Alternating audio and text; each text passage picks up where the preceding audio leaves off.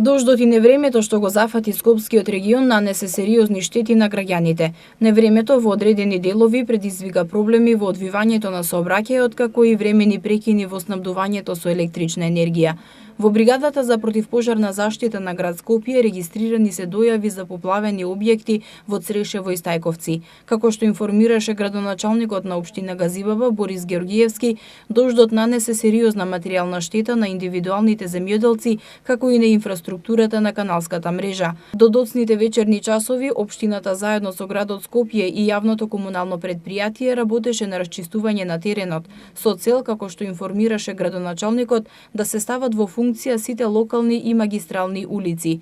Георгиевски додаде дека во текот на денешниот ден се чисти каналската мрежа на патниот правец Брњерци Стајковци Сингилич со цел да има поголема проточност од водниот канал што се наоѓа на територија на општина Газибаба. Јавното комунално предпријатие исто така расчистува дел на нанесената материјална штета на улица Фуштанска, Финска и Јужноорски бригади, Палмирото лјато, Сава Михајлов.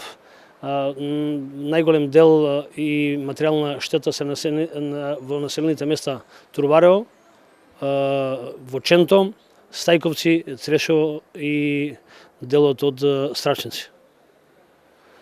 Во моментот исто екипите работат на терен со цел да ги подобрат условите за одводнување, за функционалноста на фекалните канализациони мрежи во село Сингилич, заедно со јавното комунално предпријатие на град Скопје и моментално општината е на терен со сите своји расположливи средства.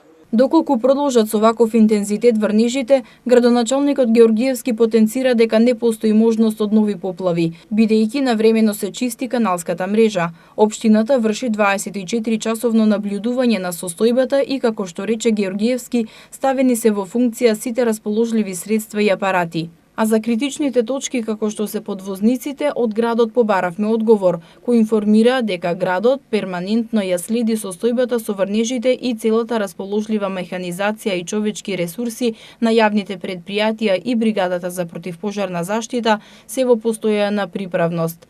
Исто така, од град Скопје информира дека се следи состојбата на терен и временската прогноза во комуникација со државните институции кои се надлежни за делување во кризни состојби.